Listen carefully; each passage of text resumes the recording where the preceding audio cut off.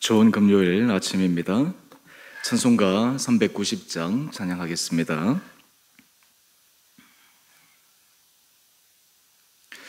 예수가 거느리시니 즐겁고 평안하구나. 주야의 자고 깨는 곳 예수가 거느리시네. 주 날 항상 돌보시고 날씬히 거느리시네. 주 날 항상 돌보시고 날씬히 거느리시네. 때때로 괴로움 당하며 때때로 기쁨 누리네. 풍파 중에 지키시고 평안히 인도하시네. 주 날 항상 돌보시고 날씬히 거느리시네. 주 날 항상 돌보시고 날씬히 거느리시네. 내 주의 손을 붙잡고 천국에 올라가겠네. 괴로우나 즐거우나 예수가 거느리시네. 주 날 항상 돌보시고 날씬히 거느리시네. 주 날 항상 돌보시고 날씬히 거느리시네.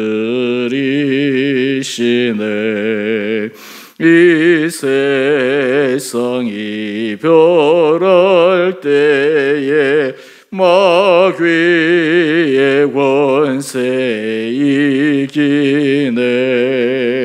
천국에 가는 그 길도 예수가 거느리시네. 주 날 항상 돌보시고 날씬히 거느리시네. 주 날 항상 돌보시고 날씬히 거느리시네. 아멘.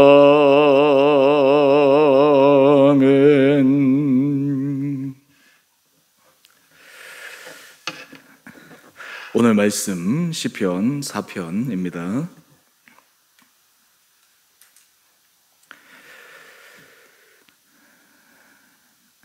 내 의의 하나님이여, 내가 부를 때에 응답하소서. 곤란 중에 나를 너그럽게 하셨사오니 내게 은혜를 베푸사 나의 기도를 들으소서. 인생들아, 어느 때까지 나의 영광을 바꾸어 욕되게 하며 헛된 일을 좋아하고 거짓을 구하려는가? 여호와께서 자기를 위하여 경건한 자를 택하신 줄 너희가 알지어다. 내가 그를 부를 때에 여호와께서 들으시리로다. 너희는 떨며 범죄하지 말지어다. 자리에 누워 심중에 말하고 잠잠할지어다. 의의 제사를 드리고 여호와를 의지할지어다. 여러 사람의 말이 우리에게 선을 보일 자 누구뇨 하오니 여호와여, 주의 얼굴을 들어 우리에게 비추소서. 주께서 내 마음에 두신 기쁨은 그들의 곡식과 새 포도주가 풍성할 때보다 더하니이다. 내가 평안히 눕고 자기도 하리니 나를 안전히 살게 하시는 이는 오직 여호와시니이다. 아멘. 오늘 금요일 하나님께서 이 하루도 우리에게 은혜 주셔서 우리로 주님과 함께 걸어갈 수 있는 믿음의 사람 될 수 있기를 소망합니다. 어제 우리 함께 묵상했던 시편 3편과 더불어 오늘 시편 4편은 정확하게 어느 시점에서 다윗이 이 시편을 썼는지 기록되어 있지 않지만 여러 학자들의 대략적인 추정으로는 3편과 마찬가지로 압살롬이 왕위를 창탈하고 난 후 다윗이 쫓겨날 즈음에 쓴 시편으로 추정합니다. 이런 배경을 우리가 조금 알 때 오늘 전체의 말씀을 해석하고 바라보는 각도가 달라질 수 있을 것입니다. 사실 시편 말씀을 볼 때 어느 시점에서 그 시편을 썼느냐에 따라서 그 말씀의 의미와 그리고 깊이를 조금 더 우리가 더 정확하게 또 들어갈 수 있기 때문입니다. 오늘 그런 관점에서 오늘 말씀을 통해 또 하나님께서 우리에게 주시는 은혜를 경험하기를 원합니다. 지금 다윗은 자기 아들에게 쫓겨 왕위를 빼앗기고 소수의 자기 주변의 충신들과 더불어 피신하고 있는 상황입니다. 사실 사람이 어려움 가운데 계속 있을 때는 또 그 어려움을 견뎌낼 수 있지만 높은 자리에 있다가 떨어질 때 그 충격이라고 하는 것은 이루 말할 수 없을 것입니다. 심리적으로나 또 여러 가지 사람들 눈에 보이는 그 말들이나 평가들 속에서 이 다윗의 마음이 얼마나 참담했겠습니까? 어저께 제가 시편 3편 통해서 말씀을 드렸지만 그 일이 일어난 이유 가운데 하나가 자녀들의 문제들을 다윗이 사실 제대로 처리하지 못했기 때문에 일어난 그런 출발점도 있었지만 궁극적으로 그렇다고 해서 그 일이 이렇게까지 확대된다라고 하는 것은 하나님 보시기에 선한 것이 아님을 우리도 이해해야 합니다. 오늘 다윗은 하나님 앞에 이렇게 부르짖습니다. 내 의의 하나님이여.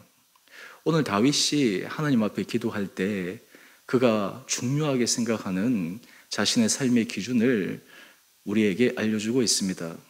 하나님 앞에 의의 하나님, 하나님의 보시기에 모든 것을 판단하시고 거짓과 정의 그리고 잘잘못의 모든 것들을 가장 공평하게 판단하시는 하나님 앞에서 다윗은 온전히 자신의 삶, 자신의 형편을 내어놓고 기도하고 있습니다. 이것은 하나님을 어떤 의미에서 편협되고 자기의 편견을 가지고 얘기하는 것이 아니라 자기의 삶이라 하더라도 그대로 드러내놓고 하나님 앞에 올바른 판단을 받기를 원하는 다윗의 마음의 중심을 알 수가 있습니다. 사실 우리가 주변에 보게 되면 겉으로는 괜찮고 좋아 보이고 하지만 속으로 들어가면 골마 있는 부분들이 얼마나 많겠습니까? 사실 가정들도 가만히 보면 겉으로는 좋아 보이고 화목해 보이는 척하지만 실제로 안에 들어가 보면 굼고 썩고 어떻게 보면 부패해서 그것이 차마 밖으로 드러나면 많은 사람들이 실망할 수 있는 일들이 있는 가정들이 많이 있습니다. 그리고 실제로 많은 사람들이 그것이 노출되지 않기 위해서 전전긍긍하면서 가기도 합니다. 다윗의 가정도 그러했습니다. 다윗이 하나님의 은혜를 받아 그가 왕위에 올랐지만 그가 여러 놓은 자녀들, 배다른 형제들 사이에서 그 다음 후계자를 위한 자리 다툼이라든지 서로에 대한 시기라든지 이러한 부분들을 제대로 하지 못해서 그 형제지간들의 그 불화들을 우리는 충분히 미루어 짐작할 수 있지 않습니까? 야곱도 그러했습니다. 야곱도 그의 자녀들 가운데 그 불화, 그래서 급기야는 요셉을 종으로 팔아버리는 그 형들의 시기심도 우리가 보고 있지 않습니까? 이런 곤란한 상황들이 이제 눈으로 드러났습니다.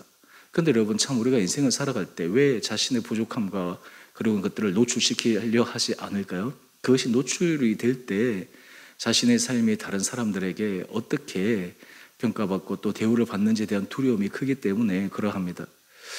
제 아는 선배가 여러 가지 삶에 좀 힘듦이 있어서 제가 같이 전화하고 위로하고 그렇게 한 적이 있는데, 그런데 저한테 그런 말을 합니다. 아무도 내한테 전화해 주는 사람도 없고 뭐 그런데 정말 어려울 때 누가 나의 친구인지, 정말 누가 나와 함께 앞으로 갈 수 있는 사람인지를 내가 확인할 수 있다. 근데 그 말이 사실 우리가 삶 가운데서 잘 아는 말씀입니다. 특별히 어려움을 겪어본 사람이라면 가장 힘들 때, 가장 어려울 때 옆에 있어주고 지지해주고 아무것도 기대할 수 없는 그 상황 속에서 함께 그 길을 걸어갈 수 있는 사람이 진정한 친구요, 진정한 사람입니다. 심지어는 가족들도 형편이 어려울 때 멀리합니다. 혹시나 나에게 경제적인 손해가 올까, 혹시나 나에게 뭔가 조금 더 기대하는 것이 있을까 멀리하고, 그것이 인간의 본성의 마음인데, 오늘 다윗은 이런 곤란한 상황 가운데 자신을 멀리하지 않고 자신을 선대하시고 끝까지 붙들어 주시는 하나님의 은혜를 고백하고 있습니다. 우리 1절 말씀을 한번 보십시오. 곤란 중에 나를 너그럽게 하셨사오니. 여기서 이 곤란이라고 하는 이 단어가 원어상에서는 좁은, 어떤 의미에서 아주 편협한 그러한 상황, 지금 사방으로 막힌 다윗의 상황을 잘 표현하는 단어입니다. 그런데 하나님께서는 나를 너그럽게 하셨다. 그 곤란 중에 사방이 다 옥외싸움을 당해서 막힌 가운데서도 하나님께서는 이 다윗을 너그럽게 대해주셨다. 하나님께서 이 다윗을 야박하게 대하지 않으셨다. 이것이 얼마나 놀라운지 모릅니다. 사실 다윗에도 실수가 있었지만 그의 아들 압살롬이 그 작은 것으로 인해서 큰 이런 반란하는 것은 하나님 보시기에 결코 올바른 일이 아니지 않습니까? 우리 법으로도 정당방위라고 하는 것이 있습니다. 상대방이 어떤 잘못을 했을 때 거기에 정당에서 어떤 행위를 가했을 때 그것이 실제 법으로는 위반될 수 있지만 정당방위 안에 들어가면 그것이 위법이 아닐 수 있는데, 이 정당방위를 설정하는 것도 참 어렵습니다. 그런데 우리는 많은 경우에 우리가 당했던 그 이상으로 더 큰 보복을 한다든지 상대방이 했던 것보다 더 과대하게 지나침으로 대함으로 말미암아서 하나님 앞에서 더 큰 죄를 짓는 경우들을 우리가 종종 봅니다. 내가 이렇게 상처를 받았으니까 라고 얘기하면서 실제로 자기가 상대방에게 얘기하는 보복은 그보다 몇 배 더 갑절로 하는 경우들을 우리는 발견합니다. 예를 들어서 어떤 사람은 내가 당신한테 상처를 받았어 하면서 수십 년 동안 그것을 가지고 상대방을 우려먹습니다. 상대방을 공격합니다. 시시때때로 있으면 그 얘기를 합니다. 사실 그것이 하나님 앞에서 어떻게 정당한 일이고 그것이 하나님 보시기에 올바른 일이라 할 수가 있겠습니까? 오늘 그런데 하나님은 다윗의 부족함도 있지만 이 모든 형편 가운데 공명정대하게 판단하시는 하나님께서 다윗을 너그럽게 대해주십니다. 오늘 우리가 하나님 앞에 나갈 때 하나님은 우리의 허물도 깨닫게 하시지만 또 우리 가운데 감당해야 될 우리의 죄가와 실수를 통해서 감당해야 될 것은 하나님께서 감당케 하시지만 지나친 부분 또한 그것이 과대한 부분들에 대해서는 하나님께서 분명히 보고 계신다라고 하는 것을 우리는 기억해야 합니다. 오늘 이어서 다윗은 이야기를 합니다. 하나님께서 내게 은혜를 베푸사 나의 기도를 들으소서라고 이야기를 하는데, 이 다윗이 하나님 앞에 기도의 응답을 구하며 그가 하나님 앞에 자신의 마음의 중심을 이야기를 합니다. 바로 3절 말씀입니다. 여호와께서 자기를 위하여 경건한 자를 택하신 줄 너희가 알지어다. 하나님께서 왜 다윗을 너그럽게 대하셨을까? 왜 하나님께서 다윗이 허물이 있음에도 불구하고 하나님은 다윗에게 주시는 그 은혜를 거두지 않으셨을까요? 이것을 구속사적인 관점에서 보면 하나님께서 죄인된 인간들을 향한 하나님의 사랑을 보여주는 상징적인 사건이요, 또한 우리의 삶의 모든 과정 속에서 하나님께서 우리의 허물과 우리의 부족과 또 우리의 죄가에도 불구하고 그것을 기꺼이 사랑으로 덮어주시고 예수 그리스도의 보혈의 은혜로 우리를 새롭게 하시는 주님의 크고 깊은 사랑을 확인시켜주는 과정입니다. 오늘 다윗이 하나님 앞에 자기를 위하여 경건한 자를 택하신 하나님에 대해서 이야기를 하는데, 오늘 그 경건한 사람의 몇 가지의 모습을 우리가 짧게 한번 살펴보기를 원합니다. 먼저 우리 4절 말씀입니다. 4절 말씀을 보면 너희는 떨며 범죄하지 말지어다. 하나님 앞에서 이 다윗이 경건한 자를 택한다라고 고백할 때 하나님 앞에서 경건한 사람은 하나님 앞에서 범죄하지 않은 사람입니다. 나의 실수와 잘못이 있습니다. 상대방이 그보다 더 과도하게 보복을 했습니다. 그러면 나도 거기에 대해서 더 과도한 보복을 해야 되겠다라고 하는 것은 범죄입니다. 지금 다윗이 압살롬으로 쫓겨나 얼마나 마음속에 참담함과 때로는 배신감, 때로는 분노감들이 그의 마음속에 있었겠지만 하나님께서 그의 마음을 주장하셔서 또한 하나님 앞에 지나침으로 나가지 않는 범죄의 길로 나가지 않도록 그의 마음을 붙들어 주셨습니다. 어제도 말씀을 드렸지만 실제로 전쟁 중에 압살롬이 죽었을 때 다윗이 내 아들 압살롬아, 내 아들 압살롬아, 내가 대신해서 죽었으면 좋았을 것을 그렇게 울면서 부르짖었던 그 다윗의 모습을 기억할 때 그 마음 속에 그가 받았던 상처, 분노 이런 것들보다 하나님 앞에서 범죄하지 않기 위해 걸어가기를 원하는 이 다윗의 중심, 여러분 하나님 앞에서 우리가 다윗처럼 놀라운 은혜를 받기 위해서 경건한 자의 모습으로 하나님 앞에서 떨며 범죄하지 않고 하나님 보시기에 지나침에 잘못을 가지 않는 그런 마음의 결단들이 우리 가운데 있게 되기를 원합니다. 그렇게 하기 위해서는 우리 4절 말씀을 한번 보십시오. 자리에 누워 심중에 말하고 잠잠할지어다. 심중에 말하고 잠잠할지어다. 여러분 하나님 앞에 떨며 범죄하지 않기 위해 이렇게 하는 것이 참 필요합니다. 제가 지난 수요일 설교를 하면서 마음이 굽지 않은 사람은 다른 사람의 잘못과 허물들을 함담하며 그 사람의 여러 가지 부분들의 불이익을 주기 위해서 하는 사람입니다. 하나님 앞에서 범죄하지 않기 위해 자신의 입술을 제어하고 잠잠히 하나님께서 하실 일을 기대하며 바라볼 수 있는 마음, 이것이 오늘 우리들에게 굉장히 필요할 줄 믿습니다. 그 다음에 경건한 자, 우리가 두 번째를 보게 되면 우리 다음 5절 말씀을 한번 보십시오. 의의 제사를 드리고 여호와를 의지할지어다 라고 이야기를 합니다. 제사를 드리는데 의의 제사를 드리라 라고 말씀하고 있습니다. 우리는 다윗이 하나님 앞에 도저히 용서받을 수 없는 큰 범죄를 지은 밧세바를 범한 사건을 기억합니다. 그런데 이 다윗에게는 하나님 앞에 자신의 모든 부족과 허물을 만회할 수 있는 믿음의 결단과 용기 있는 모습이 있었습니다. 자기가 숨기려고 했습니다. 감추려고 했습니다. 모든 사람들이 속아 넘어간 것 같았습니다. 하지만 나단 선지자를 통해서 그가 자신의 부족, 자신의 잘못을 지적받았을 때 그는 공개적으로 이야기를 합니다. 내가 여호와께 죄를 범하였노라. 이것이 사실 다윗이 하나님 앞에 의의 제사를 드릴 수 있었던 중요한 마음입니다. 자신의 허물, 자신의 죄와 자신의 부족함을 그는 사람들 앞에서도 그리고 하나님 앞에서 온전하게 회개하며 나갈 수 있는 마음의 중심이 그 가운데에 있었습니다. 여러분, 의의 제사는 무엇입니까? 의의 제사는 불의함이 없는 것입니다. 그 안에 숨김이 없는 것입니다. 우리의 죄가를 덮고 지나가는 것이 아닙니다. 하나님 앞에 자신의 부족과 죄가들을 회개하며 토로하며 하나님의 은혜를 구하며 나가는 것입니다. 그럴 때 하나님을 의지합니다. 하나님의 공평한 판단을 기대합니다. 하나님께서 합력하여 선을 이루시는 주님의 능력을 바라보며 살아갑니다. 오늘 우리의 삶 가운데 하나님께서 이런 은혜 허락하여 주시기를 원합니다. 그 다음 세 번째, 경건한 자에 주시는 또 하나님의 은혜 가운데 하나가 무엇이냐면 우리 8절 말씀을 한번 보십시오. 내가 평안히 눕고 자기도 하리니 나를 안전히 살게 하시는 이는 오직 여호와시니이다. 지금 다윗이 평안히 눕고 잘 수 있는 상황이겠습니까? 그렇지 않습니다. 하지만 경건한 사람은 하나님 앞에 은혜를 구하고 하나님과의 깊은 교제를 통해 하나님께서 말씀해 주시는 그 말씀 안에 서 있을 때 지금 당장은 어렵고 사방이 둘러싸여 공경에 처해 있는 그런 극심한 어려움에 있지만 하나님께서 그에게 위로하시고 힘을 주시고 그것을 반전시켜 주시고자 하시는 하나님의 세미한 음성이 그 가운데 들려졌을 때 그는 평안히 눕고 잘 수 있는 은혜도 있다라고 하는 것입니다. 경건한 사람은 문제를 실질적으로 해결받기 전에 그 마음속에 먼저 해결을 받습니다.